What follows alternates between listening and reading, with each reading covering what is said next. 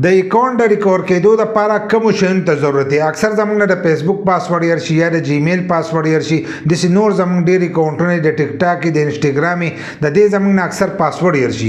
نو موږ وایو چې موږ د اکاونټ چې دی دا را ریکور کوو.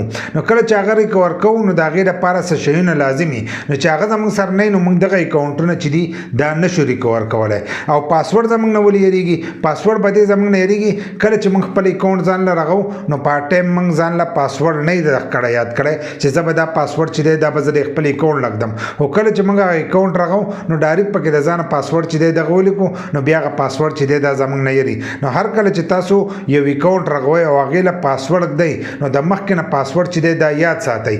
پاسورډ به داسې ږدئ یا به د خپل نوم دا کمال پاس چې دی دا به ږدئ د شناختي کارت نمبر شو د موبایل نمبر شو د کلي نوم شو د ضلعې د ملک نوم شو په دې کې چې دی تاسو پاسورډ ږدئ دغه به ږدئ او انسیب ورسره ږدئ چې ستاسو پاسورډ چې دی دا مضبوطي. نو دا شیونه چې دي دا خلکو ته یادي یو پاسورډ ځانه یاد کړئ او هر اکاونټ چې دی هغه پاسورډ ږدئ نو تاسو ته به هغه پاسورډ چې دی بیا به یاد وي. کومو کسانو نه چې یریږي نو یو پاسورډ ږدئ خو کومو ته چې پاسورډ یادي نو هغه هر یو اکاونټ چې دی جدا جدا پاسورډ ږدئ. ځکه که تاسو یو پاسورډ کېښودو ټول اکاونټونو له نو بیا اکثر که دا یو پاسورډ یو کس ته معلوم شو نو بیا ټول اکاونټونه چې دي هغه هیک کولی شي. نو پاسورډ چې دی دا به د مخکې نه یاد ساتئ. په دې طریقه به یې ږدئ نوم به نیم ږدئ داسې ورسره د شناختي کارت نمبر نیم ږدئ یا به ورسره د خپل موبایل نمبر چې دي هغه به ورسره ږدئ نو بیا به ستاسو دغه پاسورډ چې دی دا مضبوط وي. نو که بیا تاسو اکاونټ ریکور کوئ نو د اکاونټ لپاره چې دی د هغې لپاره څه شیونه لازم دي. ځکه اکثر د فیسبوک د طرفه بند شي یا د جیمیل له طرفه یا د ټیک ټاک د طرفه ستاسو اکاونټ بند شي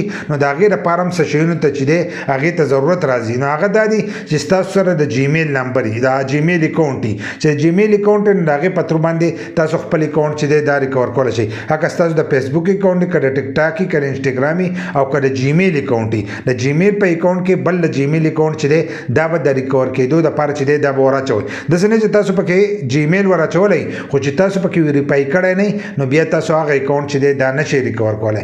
بل لا چې په هغې کې به د موبایل نمبر ږدئ چې د موبایل نمبر یې پکې کېښودو او هغه یې پکې ویریفای کړو نو هلو به تاسو هغه اکاونټ چې دی دا به تاسو ریکور کولی شئ. چې دا دوه شیونه ستاسو سره نه نو تاسو اکاونټ چې دی هغه واپسي لاس ته نشئ راوستلی.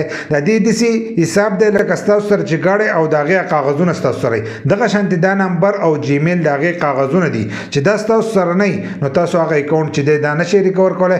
ځکه د دې په باره کې زیاتکر کسان تپوس کوي وایي چې موږ به خپل اکاونټ څنګه ریکور کوو. نو چې زه دې تپوس وکړم نو هغه وایي نمبر بند دی او جیمیل زما نه یر دی. نو چې دا دواړه ستاسو نه یري نو په دې کې د چا نه بیا تپوس مه کوئ.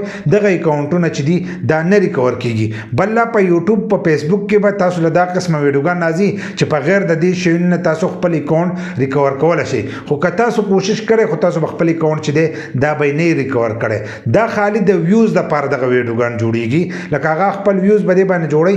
نور چې دا شیونه ستاسو سره نه نو تاسو خپل اکاونټ چې دی دا نشئ ریکور کولی.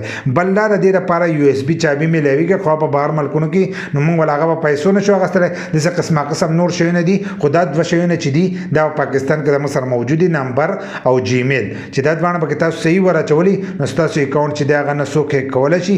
که څوک یې هیک کړي نو د دې په تر باندې چې دی تاسو واپسي هم ریکور کولی شئ. نو دا دوه شیونه چې دي دا د اکاونټ لپاره لازم دي. نو کم کسان چې د دې په باره کې تپوس کوي چې اکاونټ به څنګه ریکور کوو که دا دوه شیونه د سره نو اکاونټ ریکور کولی شئ. که تاسو د فیسبوک اکاونټ ریکور کوئ هم پې زموږ ویډیو شته.